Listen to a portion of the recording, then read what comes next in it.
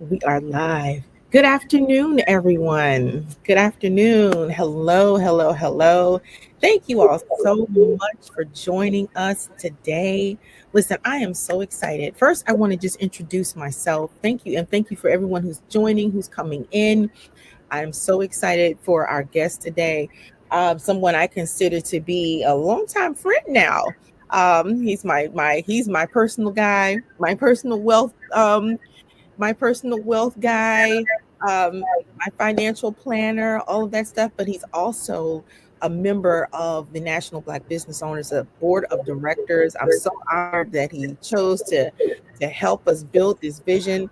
So listen, I Christopher is he's very dear. He's very dear to me. We met a few years ago online. When I first met him, we were just talking about, he just blew my mind with a lot of the financial information, that things that I never heard before, which is why I knew he was my guy. When he began to break down to me some of the things that could have prevented a lot of loss during the pandemic, right? A lot of payroll loss that could have not, I'm not talking about PPP stuff. I'm talking about some of the preventive measures that could have been put in place, for CEOs, for business owners, things that I had never heard of. And I know a lot of people have not.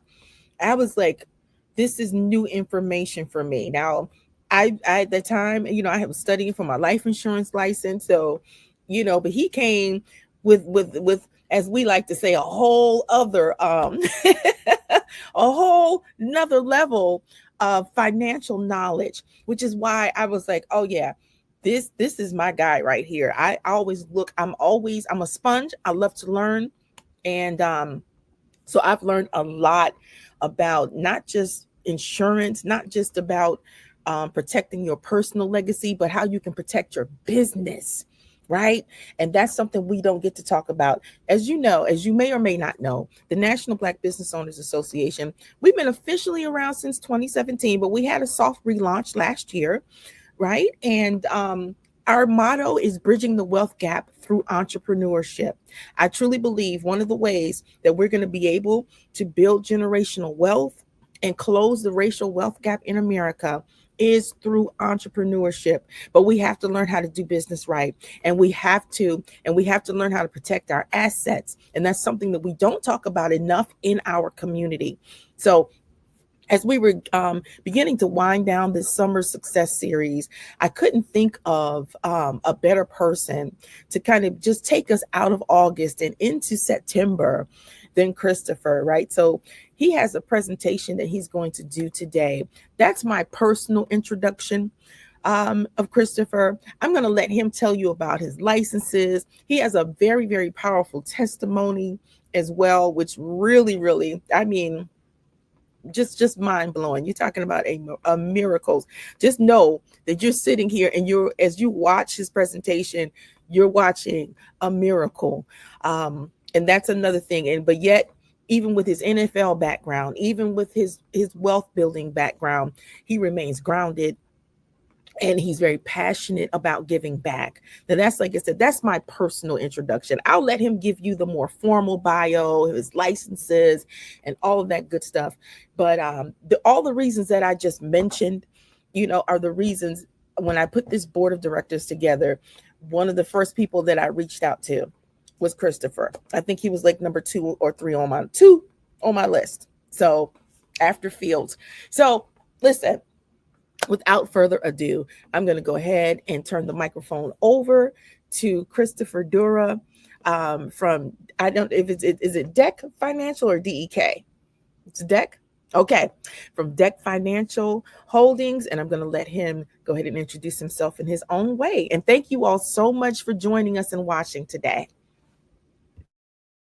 You so much. Again, thank you so much for just putting me in the shuffle. I got to give my glory to God, because I've had some experiences in my journey, and NFL was amazing, and just having an opportunity to get on that stage was definitely something I'll never forget. However, I knew that after facing trauma, I had a near-death experience, and dehydration is real, y'all. And it really, took me out of the business of sports, and impacted my body tremendously, and caused me to be rushed into a hospital. And I had to go into a scenario where I had to make a decision on my life after dehydration caused a blood clot. And that was something that you never prepared for something like that, but it was a situation where it changed me. My heart flatlined, on that in that hospital on that stretcher, when the doctors try to remove that clot, and I transitioned. And I'll never forget that. I didn't think that my life would turn out to be this way. I thought it was going to be a 10-year football career, a yellow Hall of Fame jacket, and really just kind of pursuing community after sports life. But God truly prepared me in the sense of being educated, with a master's degree from the University of Charleston in West Virginia before I went pro. And as I transitioned, and retired after my injury, the only reason God checked me back in because He wanted me to serve, and serve not only society as an investment advisor, licensed fiduciary, but also somebody who can impact others and youth.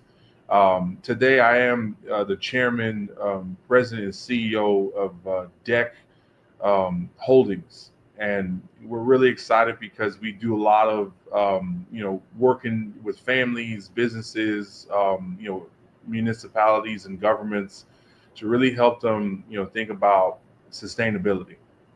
And in that effort, we really focus on planning, investment advisory. We manage money, and also really thinking about estate planning. But what we're talking about today is, really, diving into succession planning, what that means. And I say this to say that I love what I do.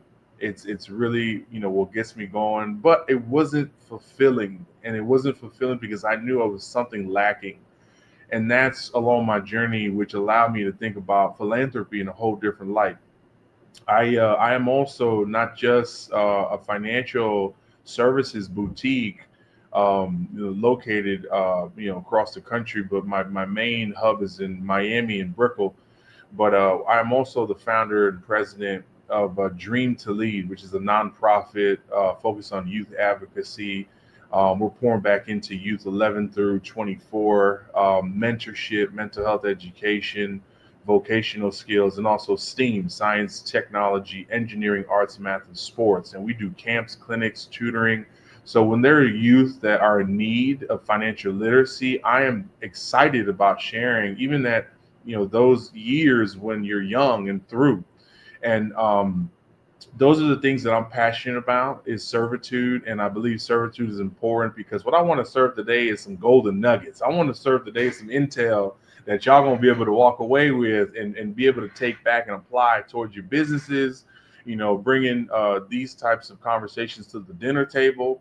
But at the same time, really having some perspective, because I do realize that, doing this now, I'm going on 15 plus years, just being educated and being able to really share these nuggets with you guys today, to be able to know that when you think about succession, you think about, well, how do I make sure I'm impacting financially, but also socially? And when you're thinking about those two things together, they integrate to create a legacy for your families generationally. And I got a couple slides today that I'll kind of go through, but there'll be really some great talking points just to kind of provoke those questions that us as a minority may have. And I believe that's going to be exciting to know that here's time to level up. Here's the conversations that we should all be having. It doesn't matter if you're working as a W-2 and you make money and you're putting money away for retirement. or even if you're thinking about starting your business, wherever you're at on this earth, whether it be, USA or globally. I do feel that these principles are things to think about at an early stage. Um, I'm going to share my PowerPoint or share. May I? I believe. Let me see here. I think. Let me see here. Let me get this on the big screen.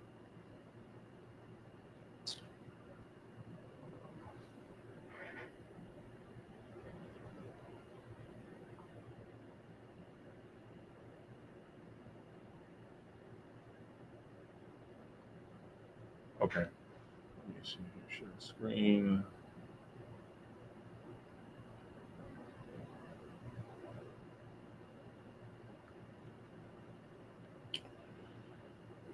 So once again, thank you. Thinking big, building that legacy. What does that really mean in hindsight? We all got experiences and we all come from different industries, different lanes, but we're never in a point in our journey where we can't think bigger. And when we're thinking bigger, what does that really translate to if we're thinking about legacy? Today's show, our agenda will talk a little bit about wealth creation.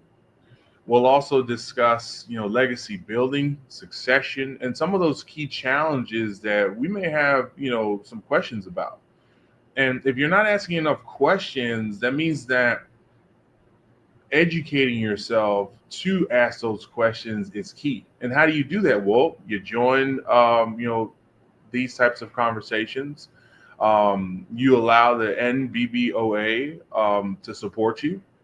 You join our forums, our workshops, you come to our conferences, and you really just plug in. And I think, becoming a member is really key because now you have access to professional advisory. And sometimes it just takes a conversation, a cup of coffee, and a smile to be able to get some answers.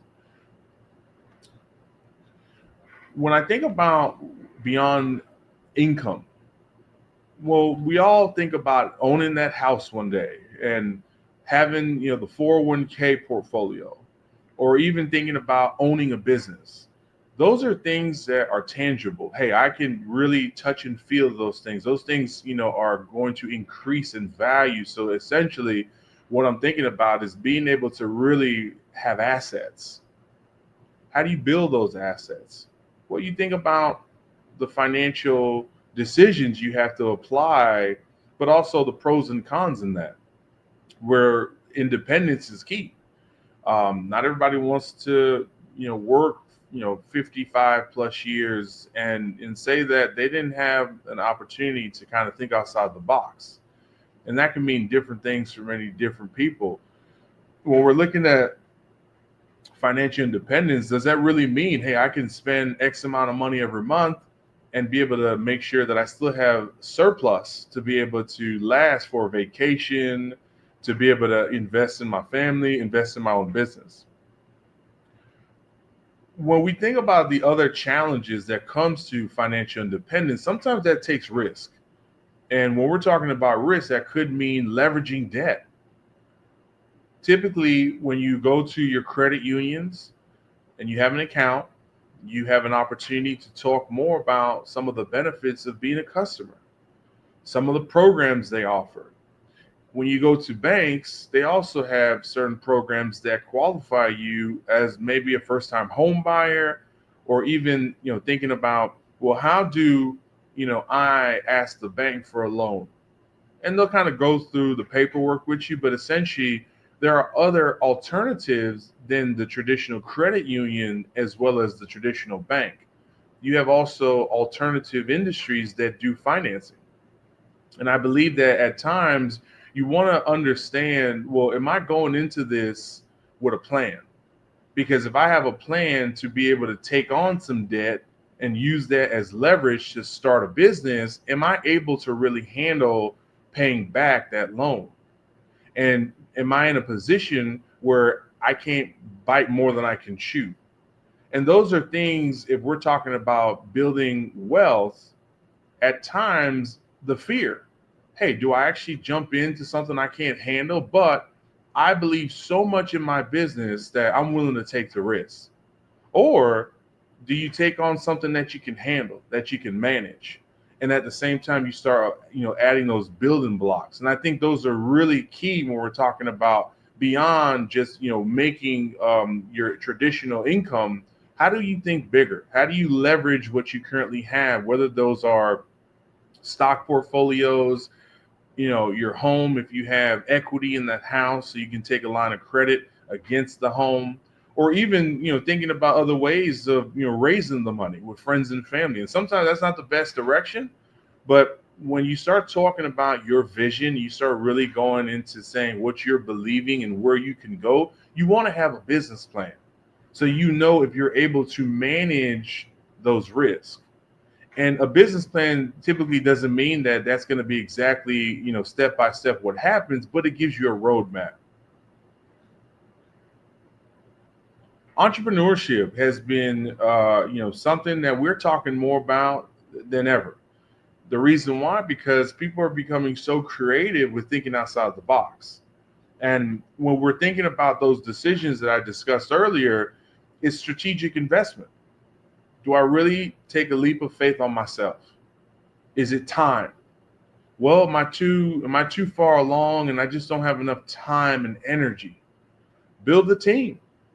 Or do I, consider other people who can help me get there, and I, take recommendations, build a board, get into a nonprofit, think of something that inspires you if you feel as if your time is getting closer to retirement. And at times, that's probably another great opportunity for you is in retirement to think about becoming an entrepreneur. Otherwise, when you're fresh and you're excited about an idea, a concept, it's time to really stress test that concept. Hey, is this a product? Is this a service? How can I really make something be of value to my consumers and my customers? And what steps do I need to take in order to start building that wealth creation?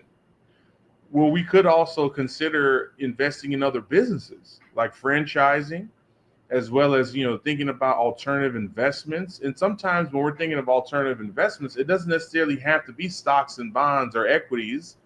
It could be other forms of investments. Maybe it's something that you feel you're passionate about that will take some time to really see the bears in fruition. But at times when you're really passionate about something, you want to really understand it before you take further risks. And I believe those are the key paths to building your wealth. Like Warren Buffett says, I'm not investing in anything that I don't believe in or actually use. Well, I can say the same because we want to understand where our money is going. And that's very key outside of only, looking at a home as the only asset that you can always have your ownership and rights to. And I believe we are in a position as a minority to be homeowners. And that's really the step of leaving a foundation with your legacy.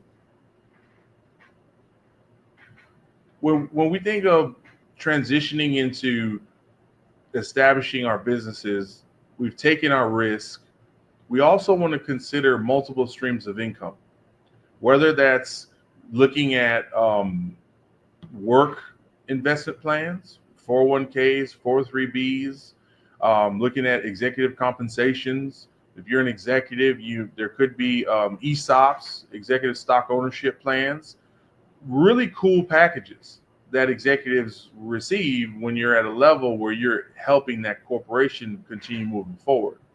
But also, if you're ranked in five, you're working for a company and you want to think outside the box and you want to step outside into other investments, you can actually invest on your own and have other accounts outside of work and maybe take a little bit more risk, dial it up a little bit, and talk to a financial advisor that can really help explain to you other types of investment strategies. Now, a lot of times when sometimes our investments grow and we start making money and we start seeing that surplus, now we want everything. I want more of clothes. I want more jewelry. I want more, going out to eat. I want to take more vacations. it becomes more of a need for you as opposed to, well, do I really need to invest in that if I'm an entrepreneur at this moment in time? I want you guys to consider thinking about that for a minute. A lot of times when we have a nice lump sum that, falls into our hands, hey, the first thing you think about, I need a break. I need to check out. I need to take a little vacation, dip my toe in the water, and then just have a great time and reset. However, what inspired you from the beginning to think about sustainability and legacy is thinking about, well, how do I create wealth if I make more? I can talk about investing that surplus into life insurance products. I can even consider investing surplus into other forms of, assets outside of cash, businesses, learn about what type of opportunities are in your local communities. Most times you can find opportunities that are actually a phone call away within your, zip code and radius. Do you invest in those things immediately? Probably not. You want to vet them out. You want to learn about what's out there. You want to understand who the actual people are that are, really supporting this investment opportunity. And that's the education piece of being able to create wealth. You don't want to just make bad decisions. You want to make sure that you're investing in things that are going to be profitable. And if you want to take some risk, you start thinking about managing your risk. Lifestyle creeping can creep up on you pretty quick. And do I buy the purse or do I buy the car now? Or do I just, hold on to the money because I can probably flip that money? I could probably make that money work for me and then now start building interest and using that interest to spend as opposed to the principal. So those are ways where if we're looking at other types of opportunities to invest and to create wealth, we want to kind of take some time to really consider what's in front of us and ask friends, ask families, like, what are they doing? That's probably the easiest way to start learning about things that you can research on your own. Now, when we invest, it's more than just the money. We invest in impact. We invest in values. We invest in systems. The reason why that's so important is because I don't just want to invest for me. I want to invest for my wife and kids. I want to invest for my community, my church. I want to be able to really push and really identify, well, what is my money actually doing? I understand I need it to work for me, but at the same time, is it really stretching out to the next generation? Could somebody else benefit from this money outside of just myself and my immediate core family?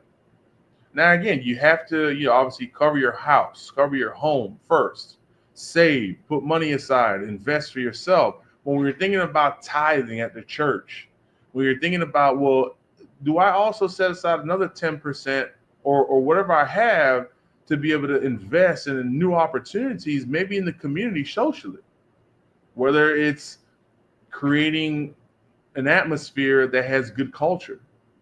And believe it or not, people need people. And when you think about being around the right people, now we're really establishing wealth because they say it's who you know, not what you know. And who you know and your circle is your net worth. And that's your network. So that's where we're thinking about cultural influences. Who are you really sitting around having conversations with? That's key. And that could be really the start of the next, new opportunity that's in front of you for you to invest in. Most of the time when you build wealth, it's actually somebody that that knows about an idea or a product or a service and says, you know what, I've taken this risk. Is this good for you? And if it's not, well, you don't have to do anything. But if it is good for you, let's kind of talk through this because now you feel that form of trust.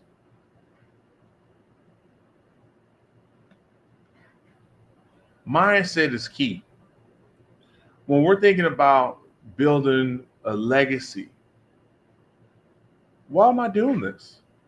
Well, to be loyal to your legacy, to be able to build brand equity in your product or your service. We can probably, all of us that's watching this video right now, say we recognize the golden arches. What is that? McDonald's. They have been loyal to their brand. We can also say we've probably been quite loyal to Walmart. They've been loyal to their brand. And we can also, look at, well, if you create a company and you have your own logo, are you loyal to your brand, your value system? Are you really investing back into your business? Do you believe that your business will take off and scale the way it needs to scale as you're getting through tough time? As an entrepreneur, there's never going to be an easy slope. But those of us that last are the ones that believe and continue investing in our businesses. And sometimes that's not only monetarily, that could be education, that could be networking, that could be also, following a role model, a mentor, and identifying opportunities with what you see. However, there are cons to that. Cons being that I don't have enough time to wait. It's taking too long. There's a speed bump that I wasn't prepared for. I want to quit because it's not happening quick enough. Mindset determines the outset. And if you have a mindset about wealth building and legacy creation, you have to also consider how you're going to maintain a balance. Don't get me wrong, I'm an entrepreneur and there have been some tough times, y'all. But there have also been amazing times where I can look back and say, you know what, I would have never learned that patience. I would have never learned that mistake and some of those failures if I rushed in it too quick. And at times I do believe that God sets you up for you to learn something in that failure. And that failure is actually a good, healthy habit as an entrepreneur because now you know how to reposition.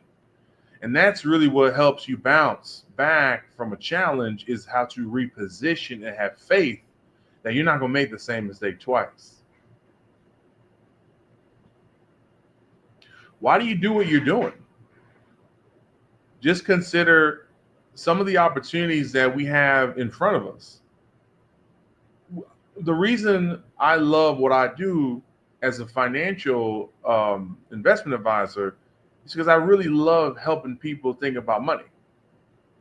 Well, whether it's investing it for retirement, it's really helping to put a financial plan together to know how to become more efficient, or it's really, helping somebody get higher rates of returns because they need to manage, their money for their family, for their children's college tuition, or they need to prepare for a big purchase. I need some furniture. I need to buy a car. Or it's, hey, I just never want to run out of money.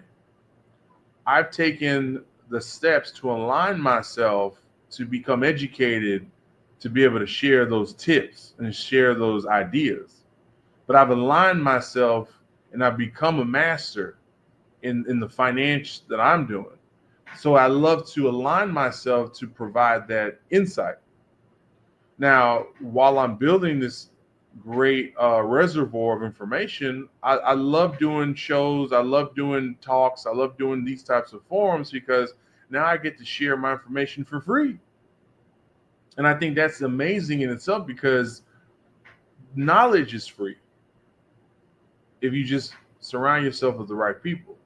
Now, higher education, there is a cost, but that's, as an entrepreneur, should not limit you from thinking that you cannot make it if you're not in higher education.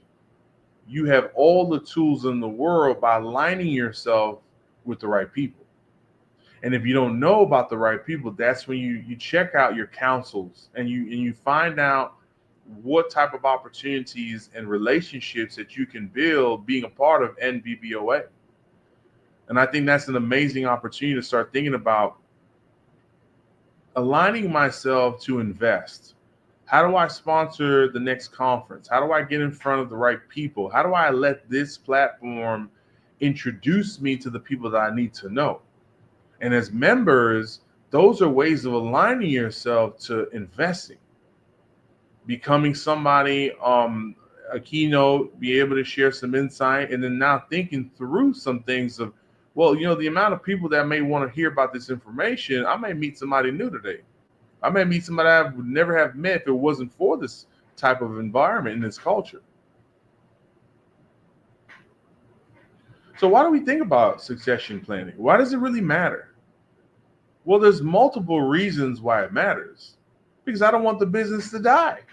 I want to continue to build wealth. I want to make sure that the next generation is able to take over and really continue the impact that we're making for our families, for our communities, to really, focus on how do I pass the baton to my daughter, to my son, to my spouse, or even make sure that my church or where I focus on practicing my rituals are really a community that can benefit. Succession planning. At times, we don't talk about succession enough with our own family members. Some of us that have mom and pop businesses, we're not speaking about the what ifs. What if we don't get to the next 5 years without teaching our son or daughter how to continue the establishment? Or at times, if it's not about continuing the legacy, how do we exit?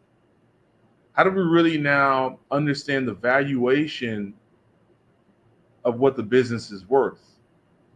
So if we decide to liquidate the business, we can cash out and now have a very beautiful retirement.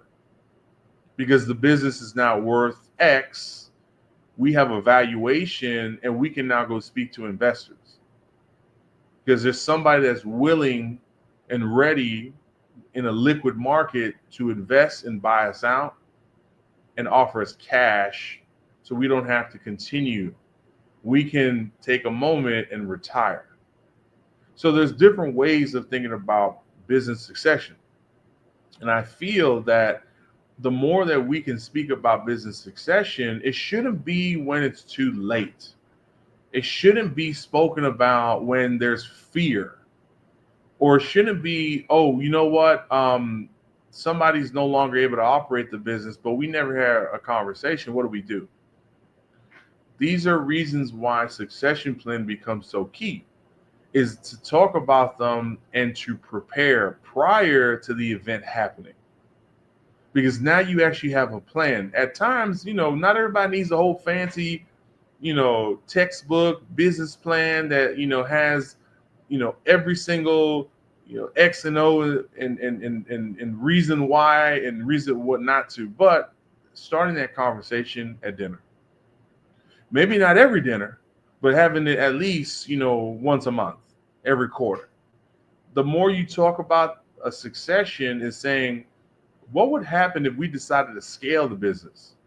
Really take the business and 10x the business. How do we do that? Let's work backwards. Let's get a financial advisor. Let's get somebody to help us understand the value. Let's get somebody to really help us understand how to really set a foundation to grow into a succession. And I do encourage a lot of entrepreneurs to think about a succession before you even write your ideas and thoughts down on paper. And I think that might be a challenge because you're like, well, how do I do that?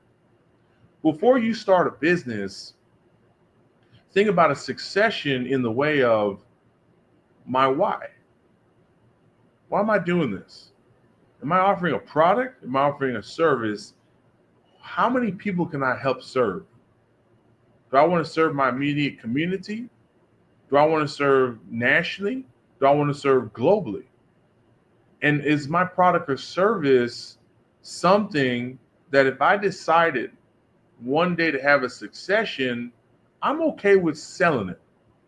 That's a succession. Otherwise, I'm okay also with passing this on to my family lineage.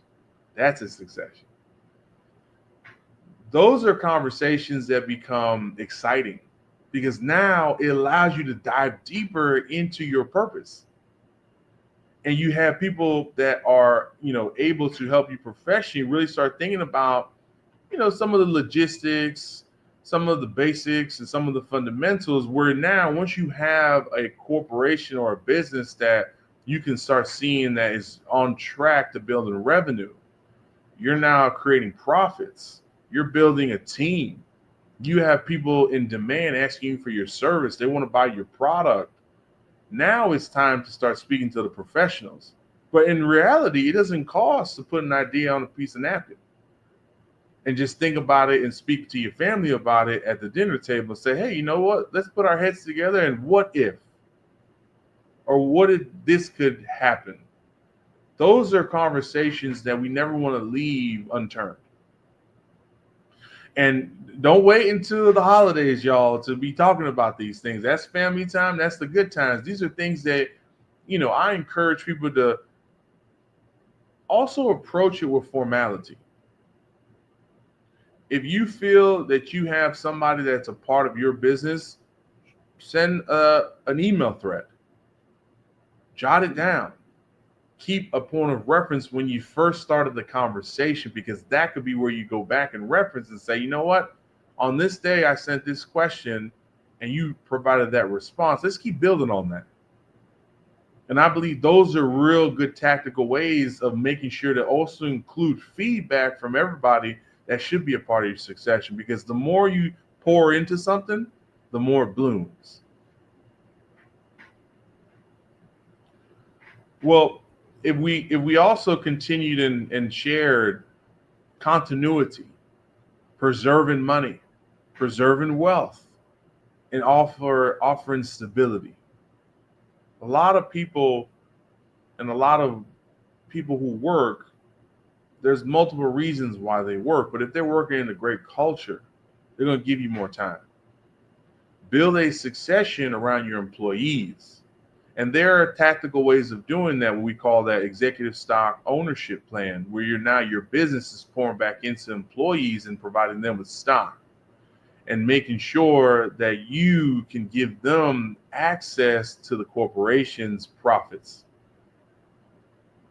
Now, there are some benefits as well for the business itself on the tax side, but I do believe that it's important to know when you're working in a business that you're taken care of.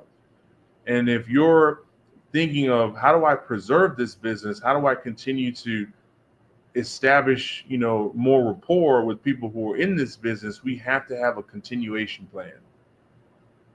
Those are the amazing pros about thinking about a succession plan. What would happen to the owner or the key decision maker if something were to impact that individual? Could somebody move up and take over? Or will we have enough cash flow to replace that person to make sure that we're able to still continue providing service, providing product? Continuity becomes key. Those are amazing, amazing things that allow us to be able to drive for succession. Now, if we think about some of the challenges around that, is I don't want to talk about it. I'm not ready for that conversation yet. That's not what we're focused on at the moment. Those things that we're too young to think about succession planning. We just started. We just got our first loan. We just broke even. Or better yet, we haven't really seen enough profits to pay ourselves yet something comfortable. Those are things that can slow down you seeing how your purpose will continue to grow. And you want to take those things in bite size. Why? It's because even if it creates a conflict, those things could be addressed. And when we're thinking at a further step, if we don't talk about them and our business becomes very successful, it could be legally complex. And when I say legally complex, because if you don't have things clearly described, discussed, understood, at times that could be a big challenge when things are really on the up and up. There's more money that's being produced in the business. And if you have a family business, at times siblings could have very uncomfortable conversations. Parents can go into uncomfortable conversations. Partners can feel a certain kind of weight. So those are reasons why by not having those conversations early, it could actually hurt and harm the business rather than really produce continuation and sustainability and succession. Now, as I look at planning for a succession, our first steps are to think about the people who would be taking over. And that's actually our top arrow in considering training those who may one day run the company. And we call them successors. If something were to impact us today, how could the next person who has the best potential understand, start shadowing, start learning how to do the task that the chief who runs the company or the director who runs the business, they can teach somebody else that position and that essentially move up. Having governance is key. If you're running a corporation, if you're running a nonprofit, you want to have people that are not biased, people that can really help you in the sense of not being a part of the day-to-day, but outside advisory. People that really have the best intentions on your structure, the best intentions for your compliance, and also the best intentions for your HR, because you don't want to have a poison apple mess up the whole batch. You want to make sure that you have the right types of personnel that can help you make decisions, even if they're tough. And as we get further into the technical side of succession planning, you got to have your documents. When I say documents, we're talking about trust. We're talking about buy-sell agreements, certain types of documents that allow you to understand the impact if there were to be something happening in the business that can cause damage, delays. What are the contingency plans? What are we thinking about if we do decide to go into a succession plan and we're thinking about, well, if something were to happen, who can actually jump in and operate? And those are what we call buy-sell agreements, where if something were to happen to impact the business drastically, you have a reserve of money to be able to not only buy somebody's position out and replace them, or have enough funds to be able to grow with who you have.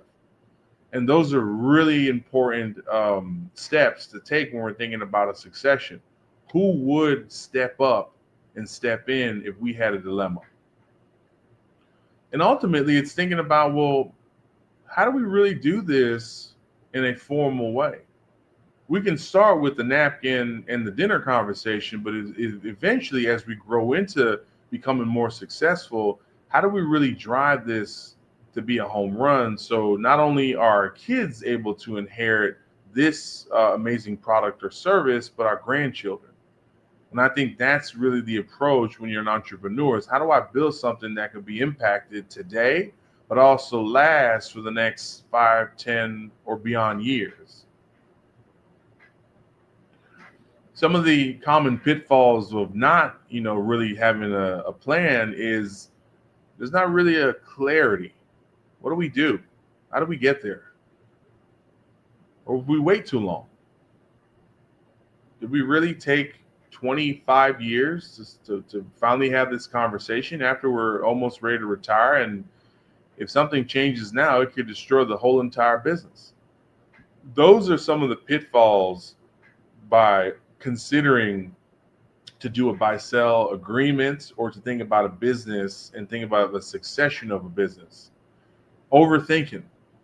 It's never too early to think about a succession. And I say and encourage you guys and y'all to think about impact.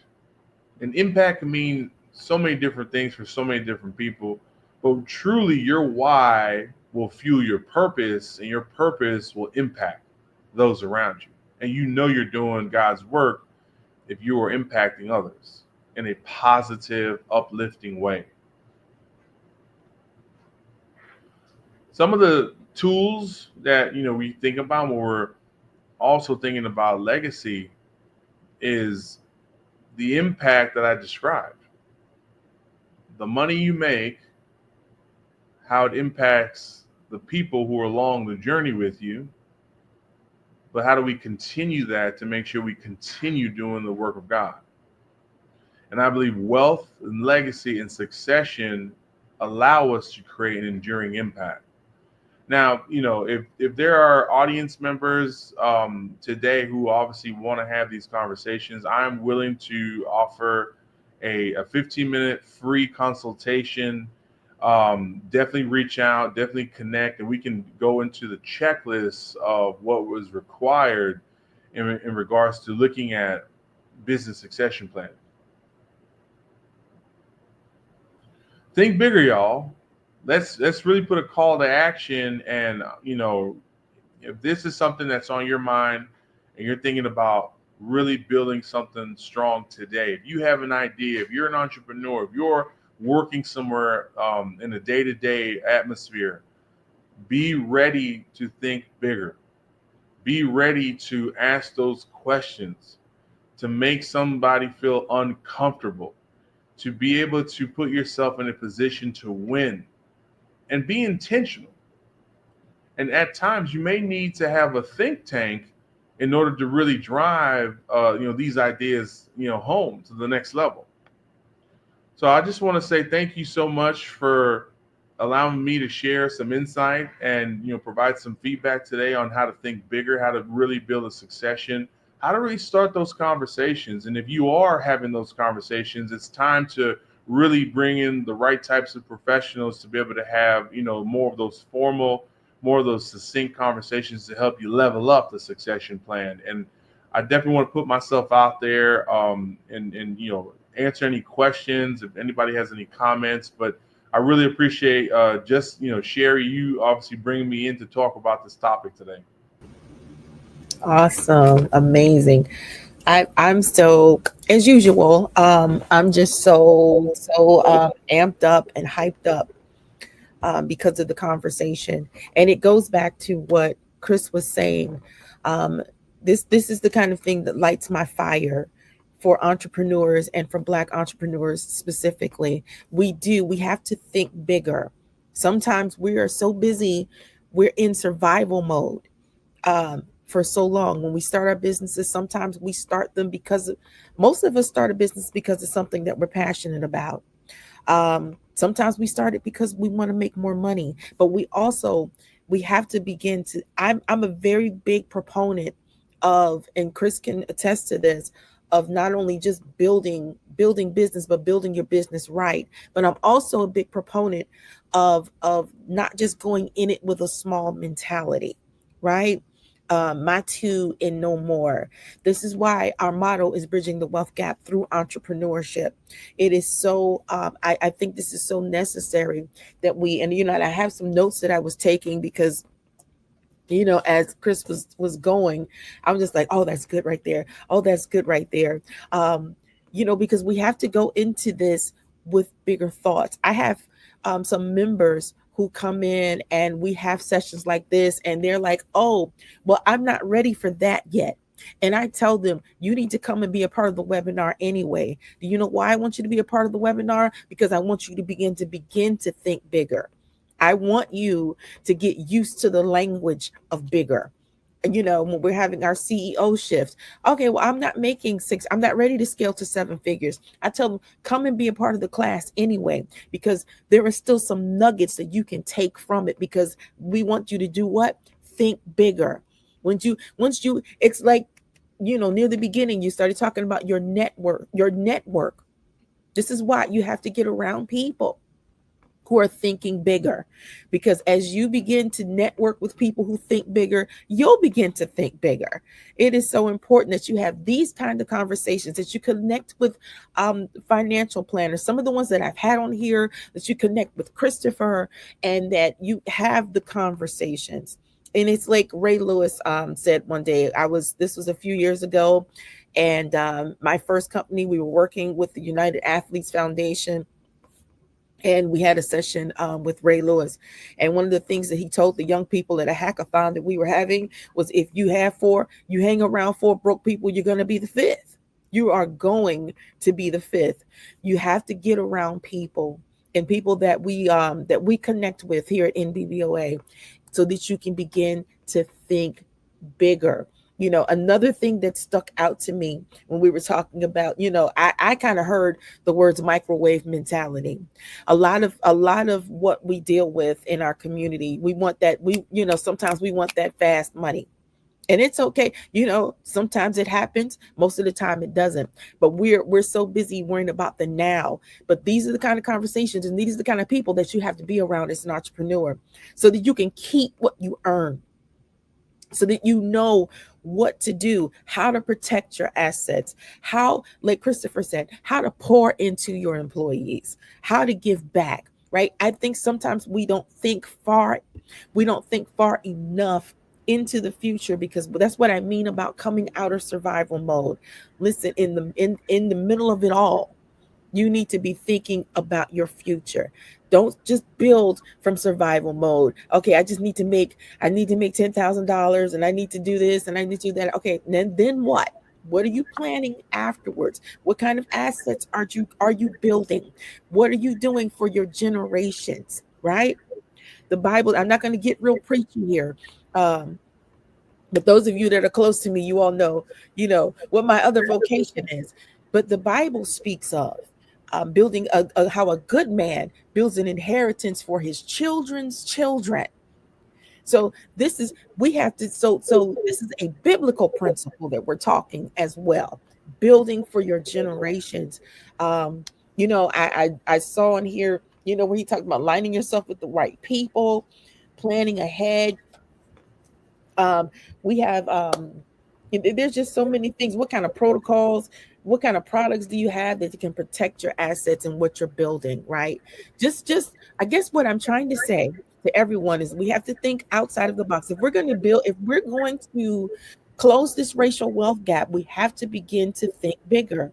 We have to begin to think outside of the box and outside of the norm and outside of the things that we've been taught, because these are the kinds of things that we don't learn in general. I didn't hear anything about an employee stock option plan until I started studying for my life insurance license. There were some things that it's just not general knowledge. But again, get around people, get around financial planners, so that they can help to educate you, and you can begin to think beyond, while you're growing your business, while you're growing it. Put these plans in your future. I don't care if you just put them in your head. Just know that one day, set that goal. One day I'm going to be able to have an ESOP. One day I'm going to be able to do this and that for my employees. Just think bigger. I think that's what I'm trying to say here. So Chris, Absolutely. back about that.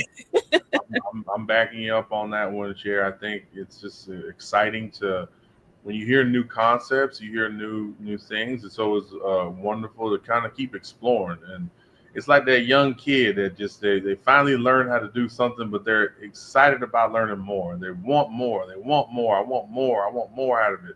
And I believe that's really what's important today, is that if we keep pouring back into each other, I don't think there's anything that we can accomplish as a community. Absolutely. Absolutely. And listen, let's just go here, for like 2 minutes.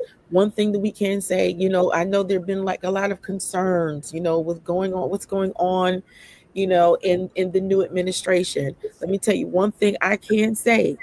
When you're dealing, no matter how you feel on the political, on the political scale, in the political realm, one thing about billionaires, they're going to be very pro business. Okay, they are going to be very pro business. Their policies are going to be very pro business. So this is the time. This is not just a time for us to unify, but it's time to get in where you fit in. Right. Right, get in where 100%. you fit in. Don't, as they say, don't hate the player, hate the game. Absolutely. Yeah. And take advantage of any opportunities That's where you right. see fit, and never stop asking institutions for resources. And That's right. I do believe that you got to think big, but you got to think entrepreneur. You got to think outside the box. And sometimes that may be a little far-sighted for folk, but it doesn't mean that you can't be an investor. That's And right. you can invest in something that's already, has its own track record, is already on its own legs, and is already working out for you. You just need a piece of the pie. And I That's think it. that's really that, the emphasis of, how do you really put yourself in a wealth creation capacity? And a lot of times, having a business is key, but Mhm. also, if you don't have a business, well, how do you make sure your money never runs out? And that could be a part of your succession as well. Let's not only think that Social Security and the 401k gonna be enough, because Mm-mm. you need more money as you get closer to retirement, more than you needed it when you were in your 20s and 30s and 40s, because you never know how much more resources can give you the best life that you can live while you walking and on this journey. And I think that's the reason why I definitely want to second Sherry. It doesn't matter where you're at in the journey, whether you are the boss lady, the boss man, you're in the CEO position, executive, and you are far in life. There's never something that you cannot learn. That's right. And if you need to unlearn it, to relearn it, to be able to now to apply it in a different way that can help Good. you 10x, I believe that it's joining these workshops and That's right. participating, being active, being proactive about helping our community. And if you know somebody that needs to hear these things, pull them in, That's pull right. them in. Even they get a bite-sized, piece of the data, the information, they may go back and rewind and hit play again. I think that's really what we're talking about here is these platforms were not by chance. They were on purpose. That's right. Absolutely. So listen, our hour is almost gone. I don't see any. Let me double check on Facebook to make sure we don't have any questions. But listen, you guys, take this information. If you need to watch the replay, please do so. I am also going to be, I'm going to replay it again live on my personal Facebook page at 6 p.m. Eastern Standard Time. So it'll probably go live here again because I really want you guys to get this information. And I hope it inspires you. And I hope as much as it has inspired me, because I'm telling you, I'm pumped up. I'm pumped up. There's so many things, there's so many financial products, and I mean, I always say life insurance is for life if you know what you're doing with it. We always think about the death benefit. There's just so many different ways we can take this conversation. But Christopher, thank you so much for your time. Thank you for giving us something to think about as far as planning and thinking bigger today. Thank you for helping us think about succession planning. What are we going to do next? What's next? Sometimes, like I said, we're so much in survival mode, we're just thinking about the now. But we have to think about the future and our next generations. And guess what? Sometimes your kids, I run into this, sometimes the kids don't want the family business. You still need to have another plan in place, because I hate to see good businesses go down just because there was no succession planning in place. And I see that a lot now, especially with our baby boomer generation.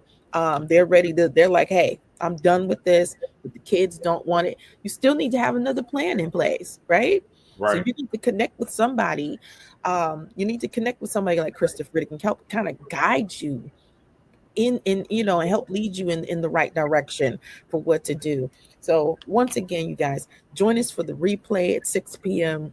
And listen, Christopher, do you have a slide with your information on it so they can know how to Uh, contact you? Follow me on LinkedIn, Christopher Doura. You can find me also, Deck LLC. I'm very searchable, so there's not Yes. a way that you can't find me. Let's connect. Let's just, let's see how we can, work together and collaborate. So thank you, Sherry, for everything, and I'm looking forward to, continue following and supporting. Thank you so much. Thank you so much. And it's Christopher with a K, everyone. So if you're searching him out, make sure you put that K in front of his name. Kind of like Christopher, what's the singer? Christopher. Christopher Christopherson. Yeah. Yes. K Oh, and two F's. Yes, the K and two F's. Okay. So make sure you find him. And once again, and thank you also for all of your service and all that you do for the National Black Business Owners Association as well. And once again, you guys, listen, check us out.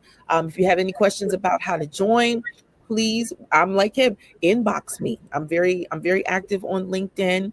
Unless I'm traveling or in meetings, it might take a day or two sometimes for me to get back to you, but I'm very active on LinkedIn as well as my Facebook pages.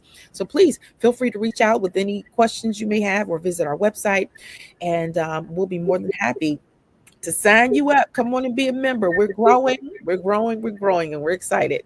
All right. Thank you guys so much. Have an amazing Labor Day weekend. Okay. Bye.